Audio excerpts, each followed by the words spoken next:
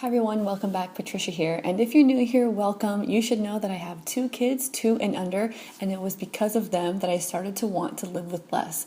My life-changing book actually was Clutter-Free with Kids. I will always recommend it to anyone, whether you have kids or not. So the 30-day minimalism challenge began on January 1st, and it began with staying offline for 1 day.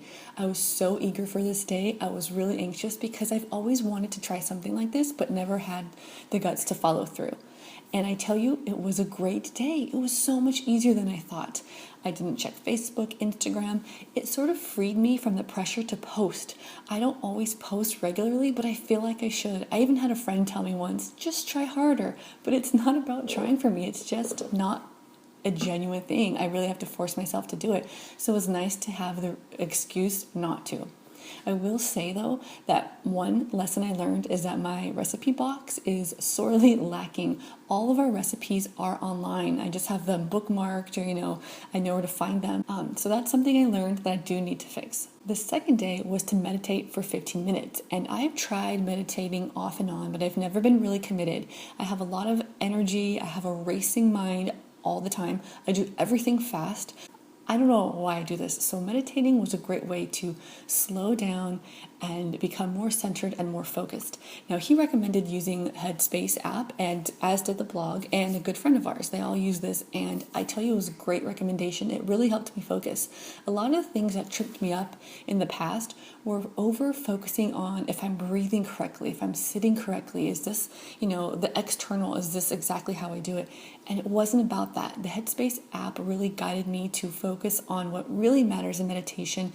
And you don't even, if your brain wanders, which it will if you're new at it, and mine did, it really helps you come back. So that is certainly a great resource for the beginner. It's not a free resource, so that's something you have to consider. Day 3 was declutter your digital life. And I'll tell you, I didn't finish. That's not something I personally can do in a day, because if I don't see the clutter, I tend to forget it.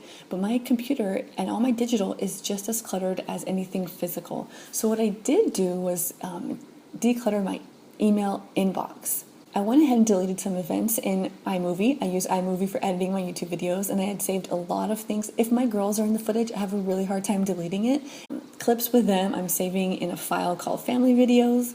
So that one isn't complete, but I have been committed to devoting at least 30 minutes at the end of each night since the 3rd, which has only been a couple of days.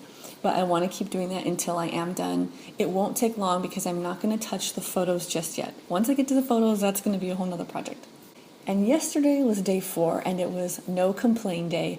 I loved this day. I really expected this day to be the hardest, and it actually was one of the harder days so far. I think I complain a lot, and I don't always mean to, and I'm pretty sarcastic, and I say things kind of in a snipey way. I'm not always in a bad mood. It's just my weird sense of humor that comes out. But what other people experience in here is negativity, and it gets you on this spiral of negativity. So some things I've learned are that you don't actually have to complain to project a bad mood. I also learned that you don't have to complain out loud to be complaining, because a couple times I got myself in a headspace where I was noticing little pet peeves and nuisances, and I was complaining to myself. So whether you complain out loud or in your head to yourself, you should not complain, at least for a day. It wasn't as hard as I thought, but I had to be really mindful. At first I thought, I can't speak at all. If I can't complain, it's going to come out of my mouth. From the past 4 days, the things that I would like to continue doing regularly, I would love to meditate daily. I would love to have 1 day a week where I don't go online, and I'm thinking Saturdays would be the perfect day. And additionally, I'd like to, I don't know if I need a no complain day, but I need to complain a lot less. This morning was, the fast was over. We can complain all we wanted, and I told myself I wasn't going to because I liked the way I felt. But as soon as I took 3 steps toward the coffee maker, or my French press, my daughter starts waking up. And what do I say? Every time. And just saying those 2 words, every time, although I repeated it 4 times, that's a complaint. It really is. It's complaining that I couldn't get my coffee. Well, that's a really bad perspective. I did say thank you. I was grateful for her sleep when I woke up in the morning, and I checked the time and it was morning time. But then the first thing that actually vocalized was a complaint. So I really, really have got to work on that, because I felt the benefits from it. So if you're doing this challenge, and I know a lot of you are, leave a comment below something that you learned and loved and one thing that you thought was more challenging than the rest. So thank you guys so much for watching and joining me here on this channel. One thing I learned from my last video is that you are interested in seeing me declutter. So I recently cleaned out my junk drawer and I'm going to share that with you. It's a small space, but we're going to start small. I am usually very cranky when I declutter, so I don't always film, but I'm going to try to make that an effort because I do see that it's an interesting topic for us. So thanks you guys, and I'll see you in my next video. Bye.